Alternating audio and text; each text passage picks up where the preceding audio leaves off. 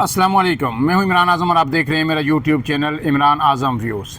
नाज़रीन, Islamabad high court में आज इंतहाई अहम केस की समाअत थी। ये केस था इमरान खान की जो वकील है मिशाल यूसुफजई, उन्होंने एक तौहीन अदालत की दरख्वास्त दायर की थी कि उन्हें इमरान खान से मिलने नहीं दिया जा रहा अदालती हुक्म के मुताबिक, और वो अडयाला जेल में जब भी जाती हैं तो उन्हें मुलाकात से रोक दिया जाता है। इस पर जो है आज से 3 से 4 दिन कबल यानी गुज़श्ता हफ्ते जस्टिस सरदार एजाज़ इसाक जो इस्लामाबाद हाई कोर्ट के जज हैं, उन्होंने बड़े ही सख्त ऑर्डर जारी किए थे। पहले तो आपको पता है उन्होंने कहा था कि इमरान खान को वीडियो लिंक के ज़रिए पेश किया जाए अदालत में, और अगर वीडियो लिंक के ज़रिए पेश नहीं किया जाता तो फिर उन्हें फ़ौरी तौर पर 3 बजे बराह रास्त इस्लामाबाद हाई कोर्ट में पेश किया जाए। और जब उन्होंने ये हुक्म दिया था तो उसके बाद हर तरफ इंतज़ामिया की दौड़ें लग गई थी। उसके बाद फिर अडयाला जेल के सुपरिटेंडेंट पेश हुए, additional advocate general, attorney general, ये सब लोग हुकाम पेश किए और उन्होंने कहा कि ये उज़र पेश किया था कि सिक्योरिटी रीज़न के वजह से इमरान खान को पेश नहीं किया जा सकता इस्लामाबाद हाई कोर्ट में, जबकि जो वीडियो लिंक दस्तयाब ना होने की वजह से उस पर भी इमरान खान को सामने नहीं लाया जा सकता। उसके बाद फिर जस्टिस सरदार एजाज़ इसाक ने जो है एक कमीशन तश्कील दिया था, लॉ कमीशन, और जो उनकी लॉ क्लर्क हैं सकीना बंगश, उन्हें यह हदायत की थी कि वो फौरी तौर पर जो है पहली फुर्सत में इस अडयाला जेल में जाएं और जाके इमरान खान से मिलें और उनसे 2 चीज़ें पूछें। पहला सवाल तो ये पूछे कि क्या मिशाल यूसुफजई आपकी वकील हैं या नहीं, आपने उनसे मिलने से इनकार किया है या नहीं, और फिर ये भी पूछें कि जो वकला की फ़हरिस्त इस्लामाबाद हाई कोर्ट में पेश की गई है क्या ये आपकी तरफ से है और यही वकला है। इन सवालात के जवाबात लेके आएँ और आके अदालत को जमा करवाएं। उसके बाद फिर मिशाल यूसुफजई वहाँ पे गई और जो है जाके मिलने की कोशिश की, लेकिन उन्हें मिलने नहीं दिया गया और उन्हें कई तवील घंटों तक वहाँ पे बिठाया रखा गया इस्लामाबाद जो अडयाला जेल में, लेकिन उसके बाद फिर जो है उन्हें वापस भेज दिया गया। अब जो आज इस्लामाबाद हाई कोर्ट में जब ये समाअत होनी थी, आज ये केस लगना था, जस्टिस सरदार एजाज़ इसाक ने पूछना था कि क्या हुआ, तो उससे पहले ही रात गई ये खबर आई कि जनाब बेंच ही तब्दील कर दिया, सरदार एजाज़ इसाक खान से ये केस वापस ले लिया गया है और कोई इसकी ठोस रीज़न, कोई दलील नहीं दी गई और ये केस कहा गया है कि अब लार्जर बेंच के सामने लगेगा और चीफ जस्टिस भी जो है उस बेंच में का हिस्सा होंगे।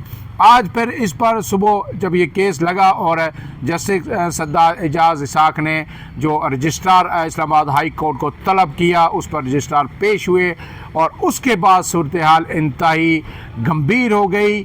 उसमें सख्त तरीन जो है रिमार्क दिए हैं जैसे सरदार एजाज़ इसाक ने, और गोया इस पूरे निज़ाम को, जो अदालती निज़ाम है और जो कुछ इस सुप्रीम कोर्ट के बाद हाई कोर्ट में हो रहा है, उसको नंगा करके रख दिया।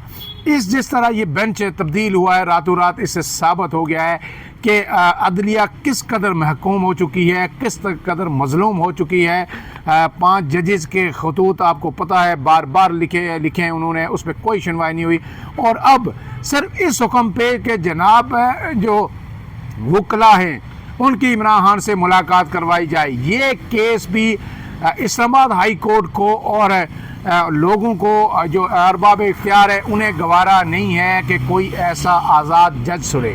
इसी पे आज जो है वही सारा गम व गुस्सा आज सरदार जस्टिस एजाज़ इसाक के रिमार्क्स में नज़र आया।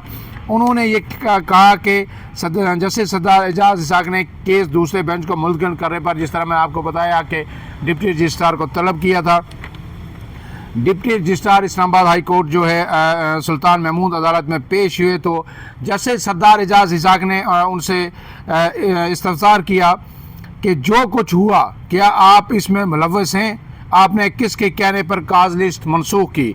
डिप्टी रजिस्ट्रार ने कहा है कि हमें चीफ जस्टिस ऑफिस से हदायत आई थी कि लार्जर बेंच बन गया है, अब केस की काज लिस्ट मनसूख कर दें। इसके बाद जो रिमार्क्स हैं जस्टिस सरदार एजाज़ इसाक के, उन्होंने आज मेरे ख्याल में दरिया को कूजे में बंद कर दिया। दबंग जज है, एक अदलिया का बड़ा ही आम बैकग्राउंड वो रखते हैं। आपको पता है कि उनके जो चचा हैं जो वो भी सुप्रीम कोर्ट के जज हैं, तारक मसूद साहब। सुप्रीम कोर्ट में पहले वो मुश्किल जज थे, रिटायरमेंट के बाद अब दोबारा वो अटाक जज भी वहाँ पे मौजूद हैं। और जस्टिस सरदार एजाज हिसाक के जो वालिद हैं, सरदार हिसाक का मरहूम, वो जो क्रिमिनल केसेस थे उनमें एक अथॉरिटी माने जाते थे। रावलपिंडी, इस्लामाबाद में, इस्लामाबाद हाई कोर्ट और पिंडी में कोई उनसे बड़ा वकील किसी को माना नहीं जाता था जो क्रिमिनल केसेस थे उनमें। और उनकी मौत भी बड़ी नागानी मौत हुई थी। और बेसिकली जस्टिस सरदार एजाज हिसाक जो है उनका ताल्लुक जो है रावलाकोट आज़ाद कश्मीर से है और वो सुदन कबीले से ताल्लुक़ रखते हैं। और तवील अरसा पहले वो लोग जो है रावलाकोट से यहाँ कोहटा के करीब रवात में मुंतकिल हुए। अब भी वो मुश्किल तौर पर यहीं पे सेटल हैं।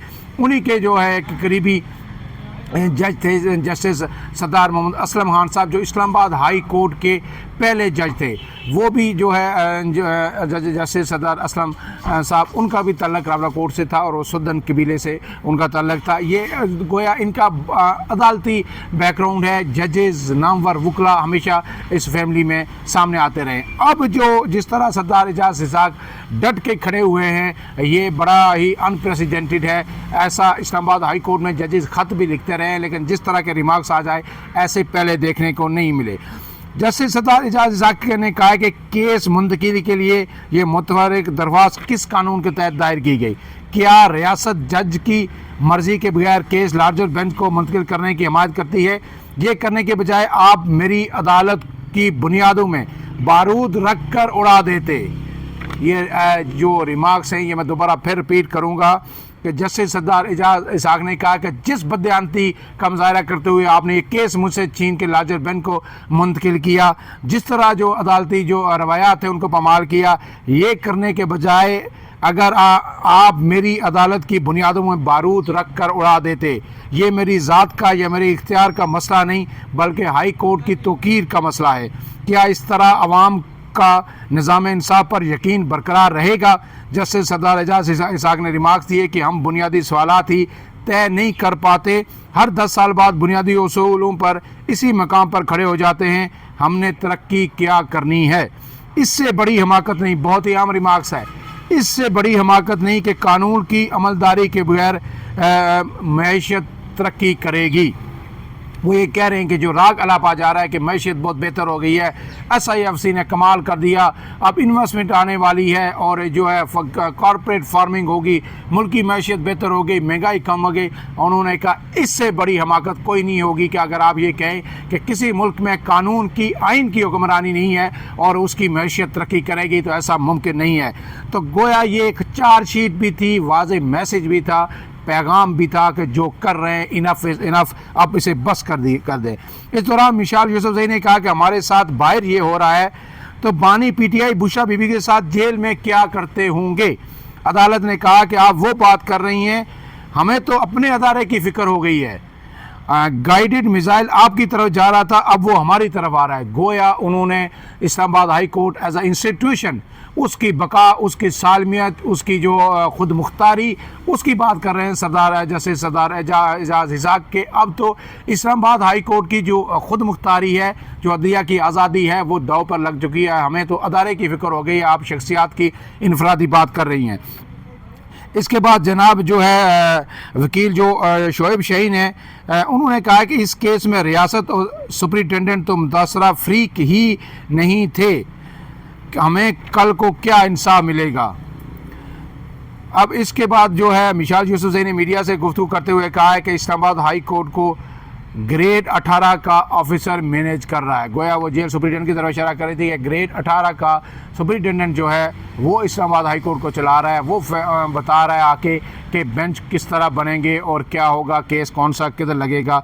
इसके बाद इस्लामाबाद हाई कोर्ट ने केस की समाअत जो है वो कल यानी 12 जुमेरात तक के लिए मुलतवी कर दी है। कल अब देखना है कि ज़ाहिर है ये केस है, अगर बेंच बन गया है तो फिर लार्जर बेंच के सामने ही लगेगा और उसके बाद फिर इसका फ़ैसला फिर इतने से केस के लिए जितनी जग हसाई हो गई, सिर्फ एक मुलाकात का मसला था कि ये मुलाकात करवा दी जाती उनके वकील की, या फिर मुलाकात आपने नहीं करवाई वकील की तो जो हाई कोर्ट ने लॉ कमीशन बनाया था वो वहाँ तक पहुंच जाता और वो जाके इमरान खान से पूछ लेता। लेकिन ख़दशा यही था कि इमरान खान जो कुछ लॉ कमीशन के सामने क्लर्क जो है सकीना बंगश उनके सामने बयान करेंगे वो उसको किसी सूरत तब्दील नहीं करेंगी।